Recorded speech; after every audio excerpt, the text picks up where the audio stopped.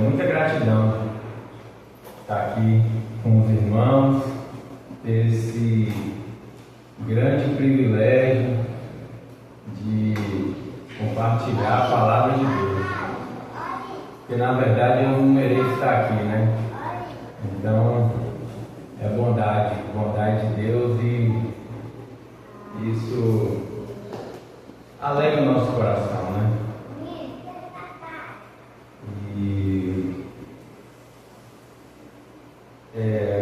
Irmãos, eu quero compartilhar com vocês uma palavra lá no livro de Deuteronômio, capítulo 20.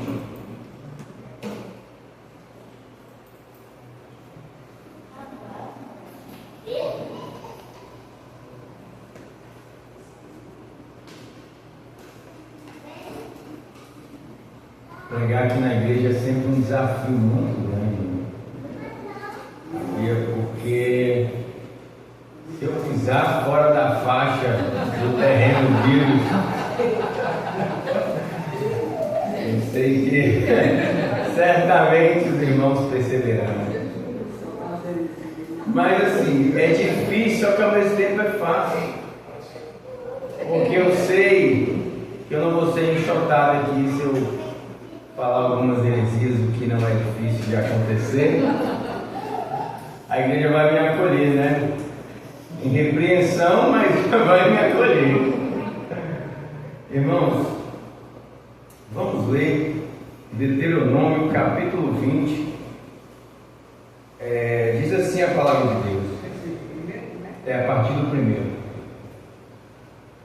Quando vocês saírem para fazer guerra aos seus inimigos e virem cavalos, carros de guerra e um povo maior em número do que vocês, não tenham medo deles, pois o Senhor, seu Deus, que os tirou da terra do Egito, está com vocês. Quando estiverem se preparando para a batalha, o sacerdote se adiantará e falará ao povo dizendo: escute, povo de Israel, hoje vocês estão se preparando para lutar contra os seus inimigos. Que o coração de vocês não desfaleça, não tenham medo, não tremam, nem fiquem apavorados diante deles, porque o Senhor, o Deus de vocês, é quem os acompanha e vai lutar por vocês contra os seus inimigos, para que vocês sejam salvos. Os oficiais falarão ao povo dizendo: existe aqui entre nós alguém que construiu uma casa nova e ainda não se consagrou? Vá, volte para casa, para que não morra na batalha e outro tenha de consagrar a casa.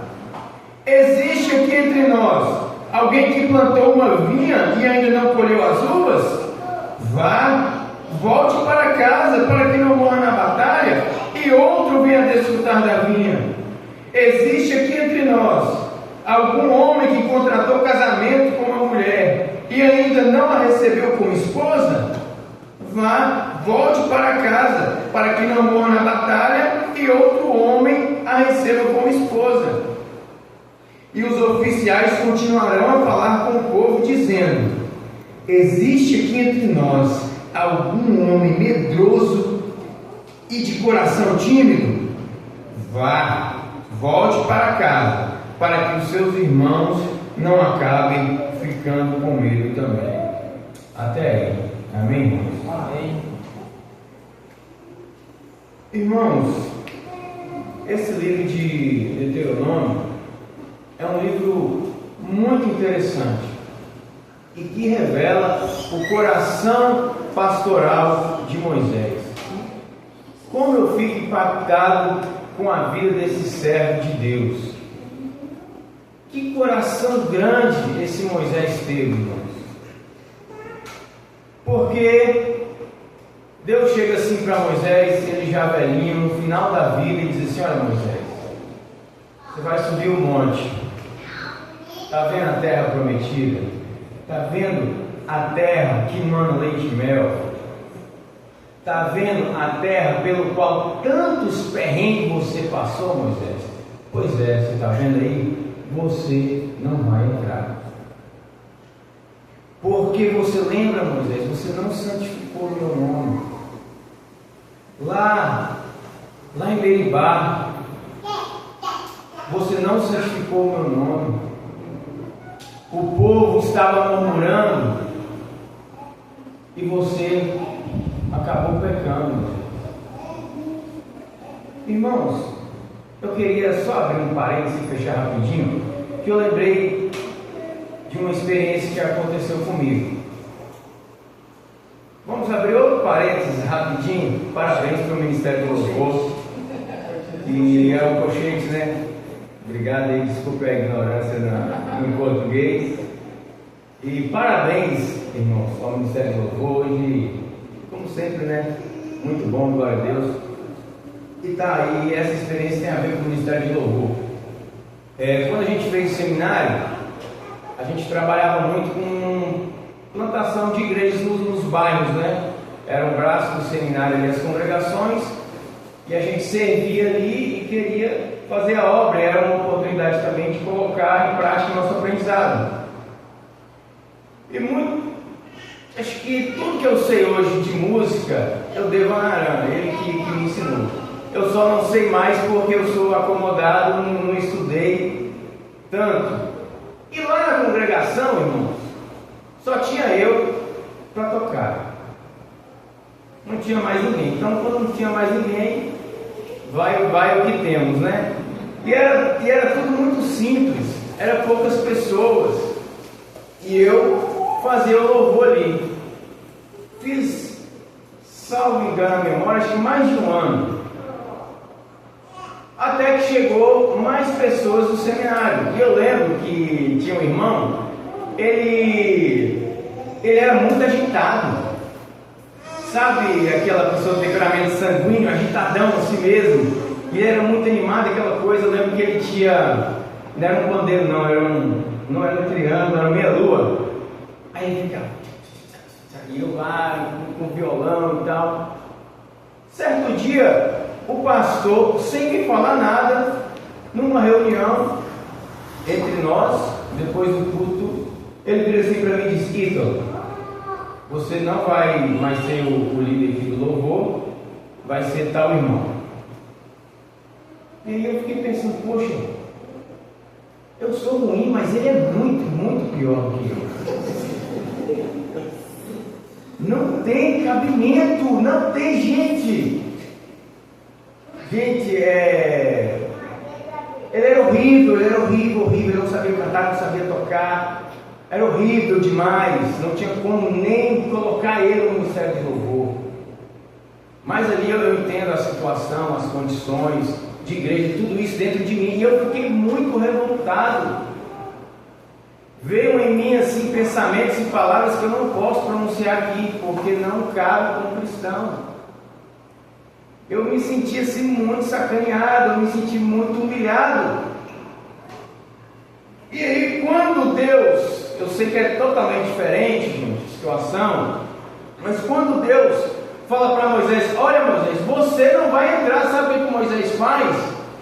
Ele fica extremamente preocupado com o povo. Deus levanta alguém para guiar esse povo, para eles não serem como ovelhas que não tem pastor, porque eles têm alguém para conduzir, alguém que vai adiante deles, que vai entrar no meio deles, que vai levar, que vai sair. Eles não podem ser como ovelhas que não tem pastor. E aí Moisés escreve Deuteronômio, esse livro que ele vai repetir a lei do Senhor, para que essa nova geração alcance as promessas, entre na terra prometida. Olha o coração desse homem. E aqui, esse capítulo 20,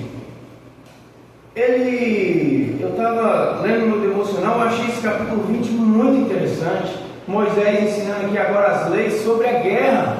Moisés vai ensinar sobre ética sexual, sobre justiça, como lidar com crime, convivência, sobre muitas coisas. Um cuidado muito especial com esse povo, e principalmente sobre o maior mandamento de amar a Deus acima de todas as coisas. Ouve, ó Israel, somente o Senhor é o teu Deus, é o único Deus verdadeiro.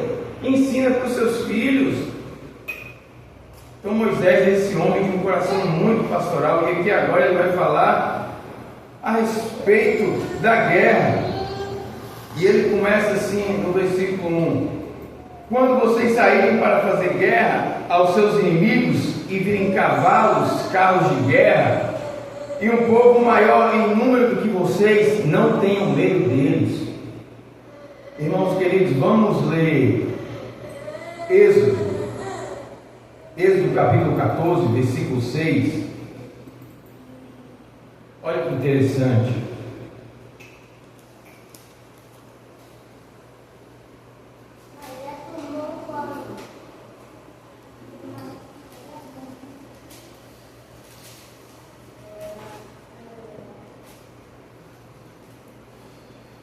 Diz assim a palavra de Deus: e Faraó aprontou o seu carro de guerra e levou consigo o seu povo. Levou também 600 carros de guerra escolhidos e todos os outros carros de guerra do Egito, com capitães sobre todos eles, porque o Senhor endureceu o coração de Faraó, rei do Egito, para que perseguisse os filhos de Israel. Porém os filhos de Israel saíram marchando corajosamente. É interessante que você vai lendo essa história e Faraó ele vai apanhando através ali das pragas que Deus vai enviando, através ali do seu servo Moisés e Arão, até que eu não sei que praga que é, mas tem um determinado ponto que até os oficiais de Faraó chegam assim: Faraó, você não está percebendo que está dando ruim para nós não? Rapaz, a gente só está apanhando e o trem está ficando ruim demais para nós. E Faraó começa: tá bom, vocês vão adorar aqui, tá? Vou deixar, vocês param com essas pragas, vão adorar aqui. Moisés: não, nós vamos sair, Deus tem uma terra para nós vamos sair, vamos adorar nosso Deus. Aí continua com as pragas: tá bom, vocês vão, mas as crianças vão ficar. Não, Moisés: não aceito, vai ter que ir nossas crianças, vai ter que ir os velhos, os jovens, vai todo mundo. Aí em determinado momento, tem mais vezes ainda, eu vou até sintetizar aqui. Vai ficar só o gado, então, só os rebanhos, vocês podem ir. Aí em determinado momento Moisés fala assim: não vai ficar nem uma unha, nem um casco, não vai ficar nada aqui no Egito, todo o povo vai sair. E agora Moisés está lembrando para essa nova geração aquilo que Deus fez. 600 carros de guerra, o maior império, todo poderoso Faraó foi batido, foi vencido. E Moisés está ensinando para o povo: irmãos,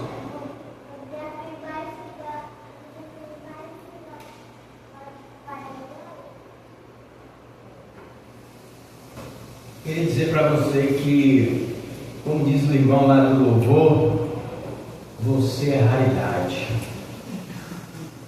Você é mais raro que o ouro puro de Ofir. Existe uma verdade, eu sei que tem uma heresia aí de alguns pregadores todos, né, dizendo que você é o ponto fraco de Deus, né? Você é a coisa maravilhosa desse mundo. Mas existe uma centelha, será que eu posso dizer assim, uma faísca de verdade nisso, mas no sentido negativo. Porque, irmãos, a verdade é que todos te querem. Todos te querem.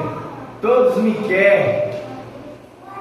E eu estou falando daquilo que é clássico na teologia, que é nossos 3 inimigos fundamentais, que é a carne, o mundo e o diabo.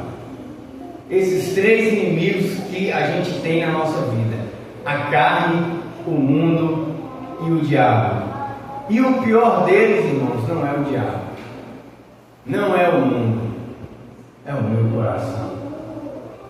Irmãos, a carne pecaminosa quer te devorar. Esse mundo quer te engolir. E o diabo, junto com os fariseus, quer nos matar, roubar e destruir. Todos eles nos querem. A pornografia te quer, a pornografia me quer. As bets me quer, o tigrinho me quer. As falcatruas te querem. A prostituição te quer, a balada te quer. As ideologias te querem. Te querem, Tô. Você que talvez vai ingressar numa universidade, sabe? Os maconheiros te querem. É incrível isso. Eu acho que o meio de trabalho, eu fico vendo o quanto que isso é comum entre os jovens. Irmãos, as religiões, milhares e milhares e milhares de religiões que a gente, como adeptos, querem nos manipular. E de fato, irmãos, quando a gente agora olha para o pior de todos esses inimigos, no nosso coração, estamos fadados ao fracasso. Eles são muito mais fortes do que nós, mais imponentes. Não tem vez para mim e para você. E quando você olha para Romanos capítulo 7, Paulo está ali desesperado porque ele tentou, ele queria vencer, mas ele olhava para si, ele não há bem nenhum em mim, e eu quero obedecer a Deus, eu tenho todas as boas intenções, toda a sinceridade do meu coração, eu quero fazer o que é certo, mas eu encontro outra lei em mim que, guerreando contra a lei da minha mente, me faz prisioneiro da lei do pecado, desventurado homem que sou. Eu estou com esse ser desgraçado preso em mim, eu não consigo, não tem como me livrar dele. Estamos fadados ao fracasso. Eu estava rindo lá em casa, pensando nisso, porque quando eu trabalhei na barbearia aqui em Baixo Grande, e aí quando eu nunca tinha ouvido essa expressão, eu fui ouvir aqui, né? Quando eles falando de alguém, barbearia, salão, tem muita fofoca, né? É um ambiente, é um antro assim, quando cita pessoas e sempre é para falar mal. E quando as pessoas queriam adjetivar alguém de forma muito, mas muito negativa, falavam assim, fulano de tal é tralha. Eu nunca tinha ouvido essa expressão, fui ouvir que lá sempre falava, não, ali é tralha, viu? Ali é tralha, ali é tralha, ali é... Irmãos, de fato tralha sou eu. Quando eu olho para o meu coração, o tralha sou eu. E eu queria ler, irmãos, porque eu creio que esse texto de Êxodo 20, falando sobre a guerra, e Moisés ministrando que é o povo, falando sobre a presença de Deus no meio do povo que garantiria a vitória nas batalhas, tem tudo a ver com a gente aqui hoje. E eu preciso ler esse texto porque vai dizer de forma muito clara, de forma muito explícita, esses três inimigos que nós temos na nossa vida. Efésios capítulo 2.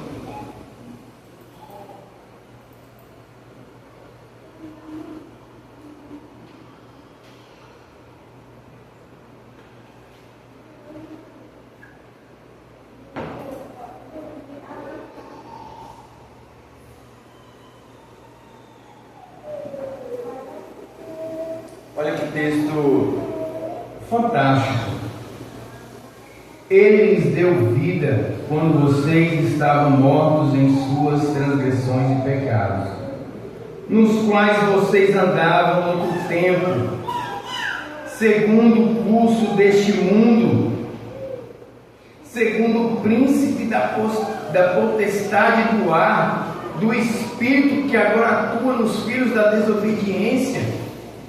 Entre eles também nós todos andamos no passado, segundo as inclinações da nossa carne, fazendo a vontade da carne e dos pensamentos, e éramos por natureza filhos da ira, como também os demais. Então aqui fala do mundo, fala da nossa carne e fala do diabo. Esse pulso desse mundo que a palavra nos diz que não há nada de bom e nós não devemos amar. Tudo que há no mundo é o que? O desejo da carne, o desejo dos olhos, é a soberba da vida. Esse sistema que quer nos aprisionar, a potestade, o príncipe da potestade do ar, é uma coisa assim, como se estivesse em todo lugar, e que não há barreiras, não tem como você ficar livre. Entre eles também todos nós andamos fazendo a vontade do nosso coração, essa fábrica de ídolos. Esse coração, irmãos, que é muito pior daquilo que você imagina. Esse coração que é bem mais mal do que você mesmo pensa, do que você acha.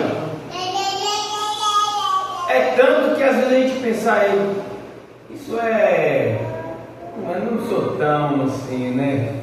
Não sou tão tralho assim. E aí você começa a ficar consciente das suas virtudes. E aí quando você começa a ficar consciente de virtude, é um perigo. Porque o apóstolo falou, eu sei que em mim, isto é, na minha carne, não habita bem nenhum. Mas olha que expressão maravilhosa do apóstolo Paulo, porque o texto não fica nessa desesperança, não fica nesse fracasso pela qual nós fomos derrotados pelos nossos inimigos. Diz assim o versículo 4: Mas Deus interveio. Irmãos, não existe dualismo entre bem e o mal. Não está aqui no corner o diabo com os seus anjos caídos, os demônios, e aí os filhos da desobediência, e no outro corner está o Altíssimo. E agora vamos para a batalha final. Irmãos, não existe uma guerra de Deus contra o diabo. A guerra de Deus contra os rebeldes. Eu lembro, acho que eu já comentei isso aqui com os irmãos. Meu avôzinho era interessante. Ele, infelizmente, por mais bem intencionado que ele era, ele cria numa heresia. Ele falava assim: Vitor, não é possível que Deus vai perder. Tem como, mas pelo andar da carruagem,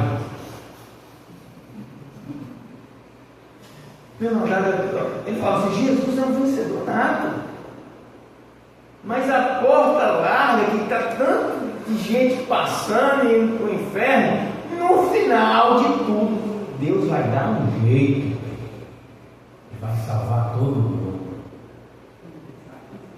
Universalismo, né? Irmãos, às vezes dá vontade de pensar assim. Até como tem pregador aí famoso, né, que diz: Deus não é fogo consumidor.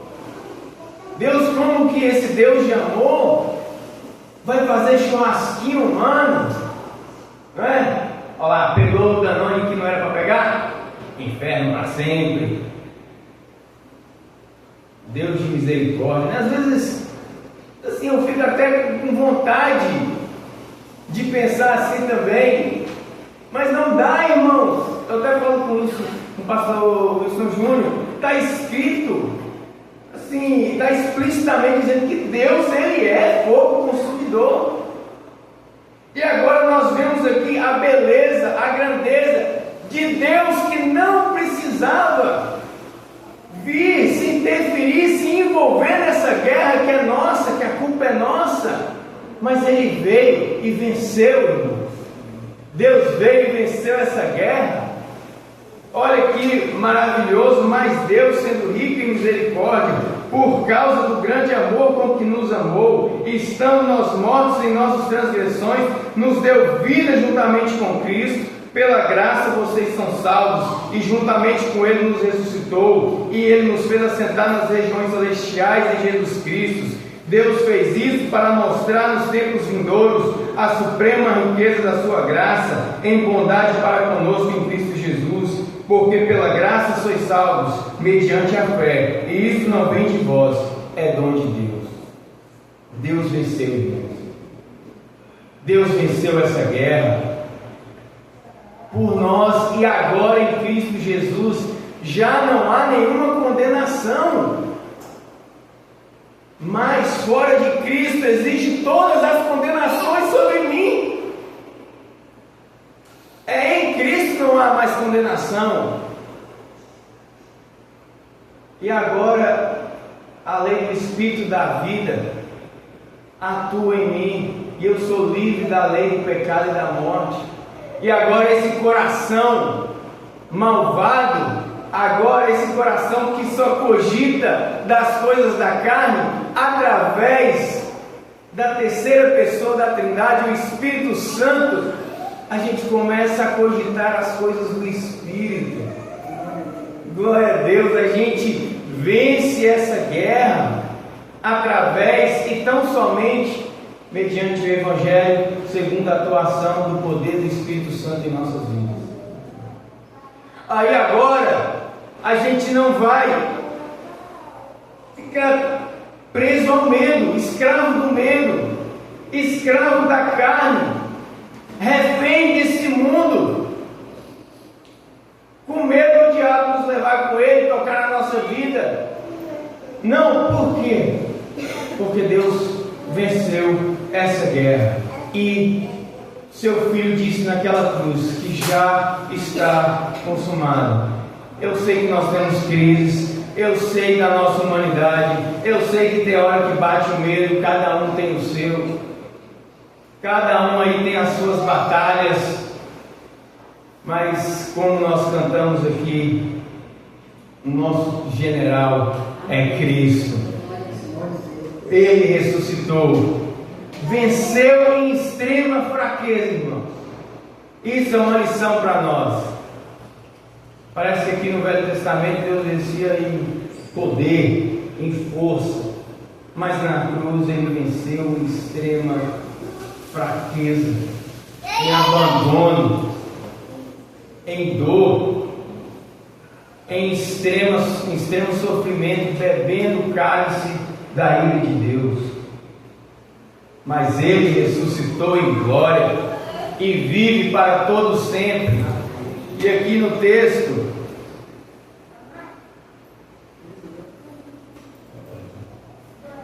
vai dizer assim, versículo 2: quando estiverem se preparando para a batalha, o sacerdote se adiantará e falará ao povo dizendo: escute, povo de Israel, hoje vocês estão se preparando para lutar contra os seus inimigos, que o coração de vocês não desfaleça, não tenham medo, não tremam, nem fiquem apavorados diante deles.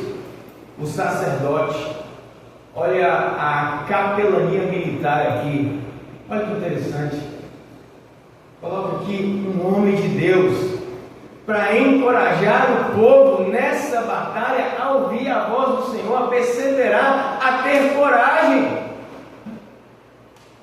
ainda que eles tenham carros, ainda que eles sejam maiores, ainda que quando a gente olha para a nossa humanidade, a gente olha para esses inimigos que eu falei, parece que eles são maiores, mais fortes que nós, mas Deus venceu.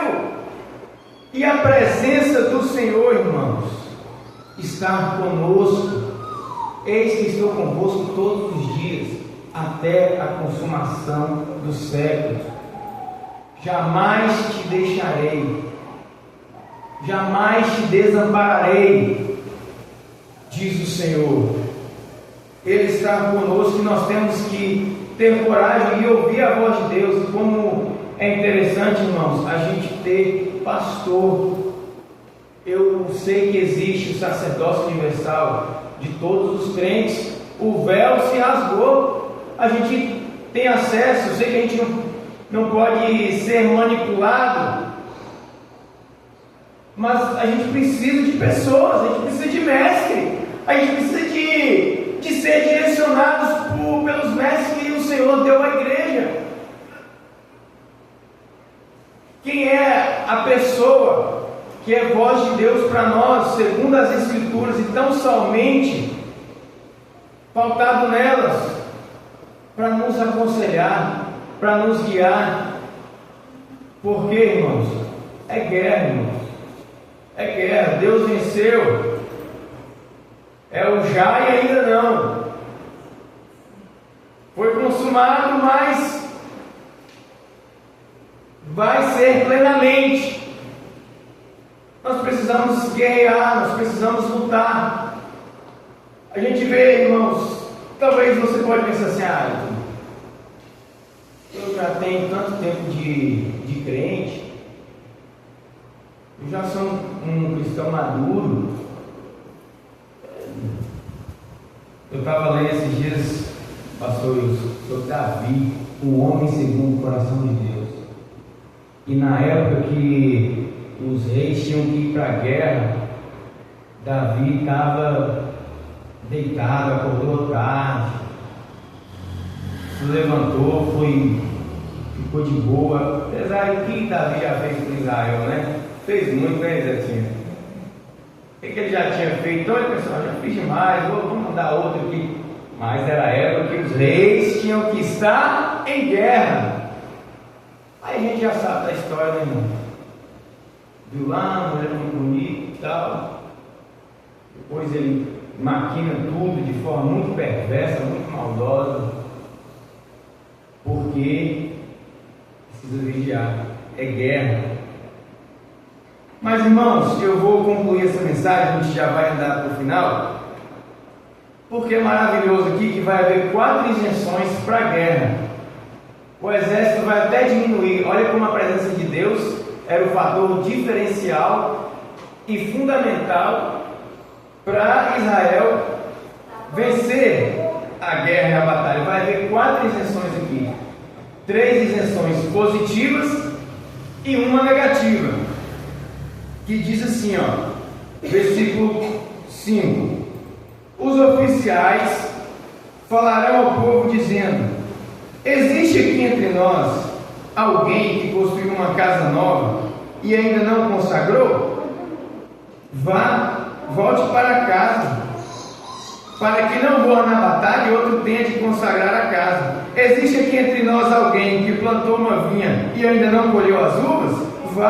Volte para casa, para que não morra na batalha e outro venha desfrutar da vinha. Existe aqui entre nós algum homem que contratou casamento com uma mulher e ainda não recebeu como esposa?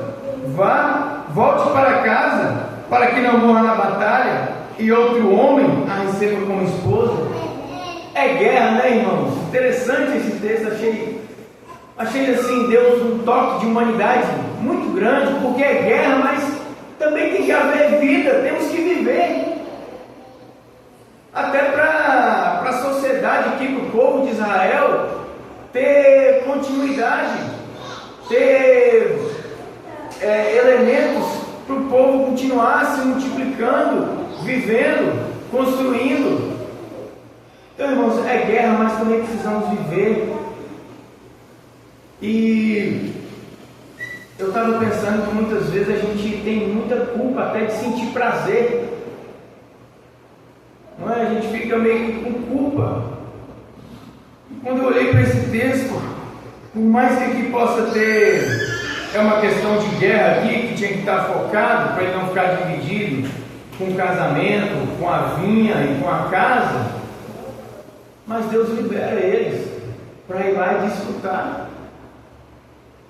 Vai desfrutar com sua esposa, vai ficar com ela, sua casa, um bem material, vai lá, consagra a sua casa, vai lá curtir a sua casa nova, seu trabalho, o tanto que você vai lá agora usufruir do seu trabalho, vai curtir, vai ter a sua colheita.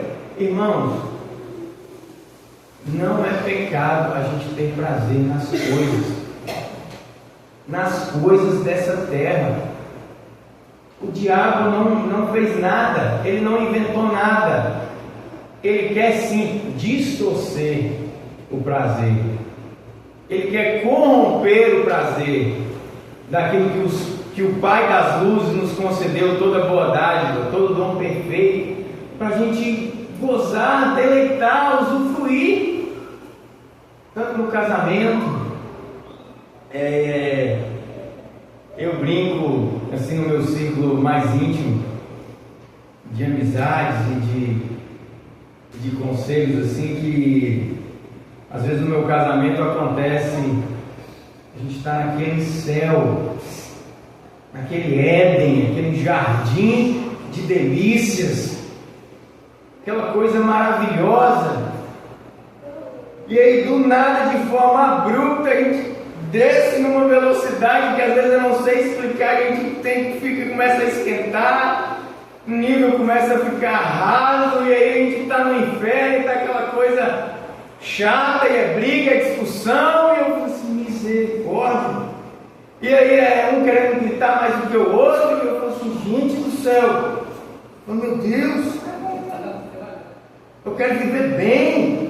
Deus fez um casamento para a gente ter prazer, para a gente se deleitar um no outro, para a gente mostrar e revelar a glória de Deus, o que é um homem amar uma mulher e dar sua vida por ela, o que é uma mulher respeitar o marido e submeter a ele, e Cristo sendo mais forte dessa união, a gente ter prazer. Uma coisa que Deus tem ministrado, minha esposa está ali, ela é testemunha, que é na minha imaturidade eu procurar amadurecer instantaneamente e economizar, sabe, irmão Charles? Tem um problema?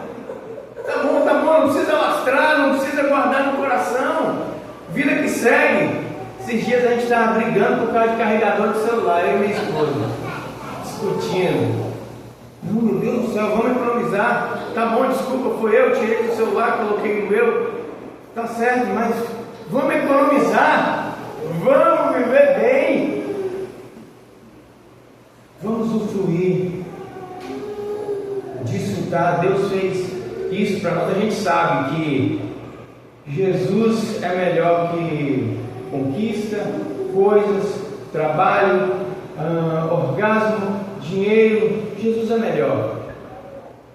Mas, e aí eu quero mostrar Jesus ressurreto, todo poderoso, um corpo glorificado, vai lá assar um peixinho para comer com os discípulos, e vai servir os discípulos. E nós podemos usufruir, irmãos, dessas coisas que eu falei, nos deleitar, usufruir delas e adorar ao Senhor porque Ele nos concedeu. Tem os três inimigos que vai querer fazer o quê? Distorcer, querer que a gente busque um prazer menor, quanto aquilo que Deus nos concede é um prazer muito maior. Como C.S. Lewis bem diz, né? Que muitas vezes nós somos todos crianças, todos brincando com bolinho de lama no esgoto, enquanto Deus tem uma praia maravilhosa para nós. E aqui, irmãos, para a gente já concluir, tem uma isenção negativa, que é o que? O tímido, o medroso, que poderia estar ali e influenciar o povo de forma negativa. E esse vai se preparar mais, como digamos eu do ministério, vai se preparar. É até misericórdia para esse irmão. Não, aqui agora a gente precisa só de gente corajosa. Nessa batalha aqui, ó, quem está, não sei o que, eles são gigantes, não vai dar certo, não sei o que. Vai meditar lá na Torá, vai meditar na lei do Senhor, vai se fortalecer. Lá tem a igreja que vai ter misericórdia, vai trabalhar com você. Mas aqui não dá nessa batalha. Irmãos, para a gente concluir, Deus ele é glorificado tanto no coração quebrantado quanto um coração endurecido. Eu escrevi essa frase na minha vida tem muito tempo. Eu estava lendo essa história de Faraó. Deus, ele é glorificado tanto no coração quebrantado quanto no coração endurecido. E que a presença de Deus possa quebrantar o nosso coração. O Evangelho, o Espírito Santo, essa graça que é derramada em nossa vida através da cruz e da ressurreição de Jesus. Porque de qualquer forma, irmãos, Deus vai ser glorificado. O mesmo Evangelho que salva e Deus é glorificado na salvação dos pecadores, Deus também será glorificado na condenação dos pecadores. Como eu ouvi de um pastor certa vez, toda língua e todo joelho, toda língua vai confessar, todo joelho vai se dobrar. Seu joelho vai se quebrar por causa do juízo de Deus sobre a sua vida, sobre a condenação de Deus sobre a sua vida, ou por adoração você se rendeu.